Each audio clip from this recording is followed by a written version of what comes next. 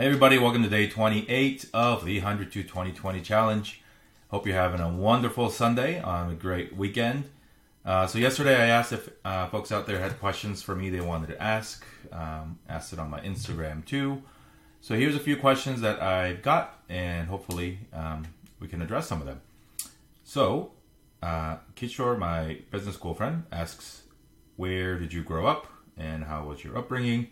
I was born in Korea, in Seoul. Moved to the United States when I was 8. First stop was here in the LA area in Orange County. Then we moved to New York, where I attended high school. Then came back to LA to go to USC, and then have stayed out here for the most part, other than the couple years we were in Michigan. How was that upbringing? I think it was very different. Obviously, when you're moving to a new country when you're young, it does have a lot of learning curves. Fortunately or unfortunately, where we lived in Fullerton, there was a heavy Korean immigrant population, so I never really felt out of place, but I think just the identity seeking part of who are you in this new country, that was an interesting part of my childhood. Then to go to high school in New York at Brown Science, where again the population was very diverse, a lot of Asian American students. And New York City obviously is a very big melting pot. Perhaps one of the most diverse places in the world. So that was that. He also asks, best part of my pre-MBA career. I sold homes, insurance, mortgages, ran sales teams and whatnot. People. I think going back to what motivated me to do this video and to do a lot of the things that I want to do in life. When you're selling something, you're at your core trying to help that person achieve something. Whether it's buying their first home or buying insurance to help protect their assets. Still, it's the guiding light, guiding principle that, guides me today.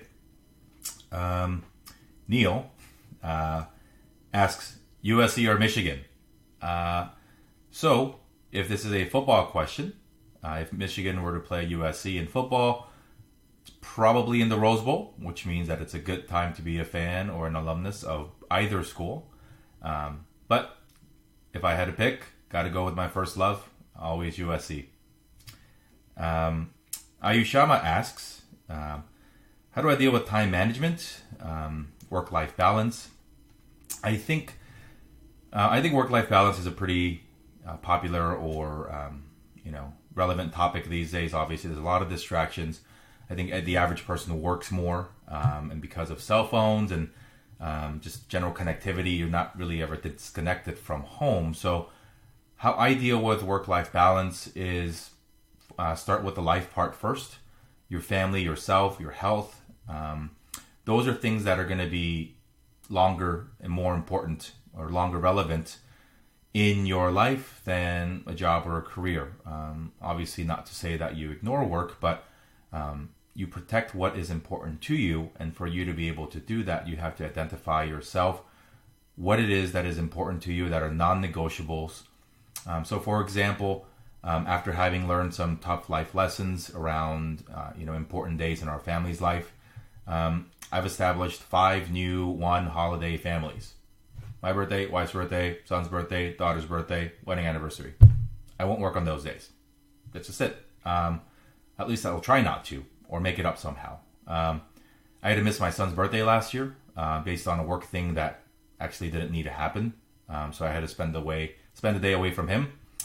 That sucked. Never want to do that again. So work-life balance, figure out what's important to you, and protect it, guard it. Just don't let other people draw your boundaries for you. And one last question from William Hahn. How was your MBA experience? And talk about your impact and your career. I think the MBA journey was great. I think, obviously, tactically speaking, it helped me start my career in strategy consulting.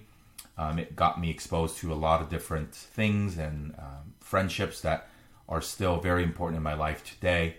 And the career part, the impact part, we'll see. It's just been 2 years since I've graduated.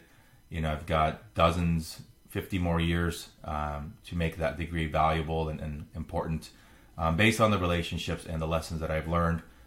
But I think one thing that a lot of people don't necessarily talk about when it comes to the MBA experience is the amount of introspection that you get to do, the amount of failing that you do, and the amount of just thinking that you get to do. Imagine you're taking a 2-year break, and even before you do that, you have to apply and write about what your hopes, dreams are, how this degree or how that program helps you get there a little faster, or if that's the right fit in the first place.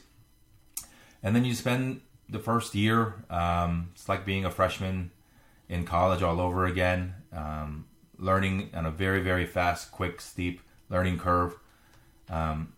You face a lot of rejection. You apply to schools, you don't get into all of them. You apply for club leaderships early on, you don't get all of them. You start applying for internships, you don't get all of them. So you learn a lot about yourself, what's important to you. You learn to focus. I remember a distinct evening, my first year at Michigan. We were all recruiting for consulting, and there was a recruiting or an info session event hosted by a big consulting firm. I think it was at 7:30 or something. And then Google has another one at 6 p.m. Obviously, two very different industries, two very different cultures. And about 100 of us went to the Google thing dressed up in suits. So obviously, we were not there with Google as a priority. We were dressed up for the second thing. And so, it was just in that moment, like, why are we here? We wanted to do consulting, and that's what we wanted to learn about. And you learn about what is important in life. You get exposed to a lot of different things. Ross in particular was about 30% international students.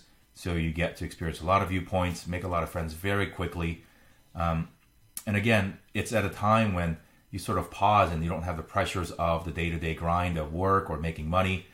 You are a student. So what that allows you to do is to have a license to reach out to alumni, make connections, do student-based projects, take time off, enjoy being a student again, travel as necessary, do a lot of cool stuff. And so I think while the actual degree and the education and the career portion are fundamentally important and or what most MBA programs are judged by, what I remember and what I consider the most valuable part of my MBA experience is has been what I learned about myself in relation to career, in relation to family.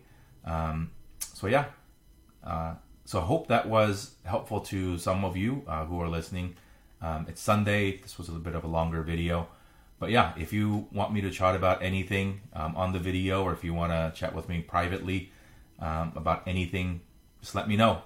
Hope you're having a great Sunday again. And today is day 28. So see you tomorrow on Monday. Bye.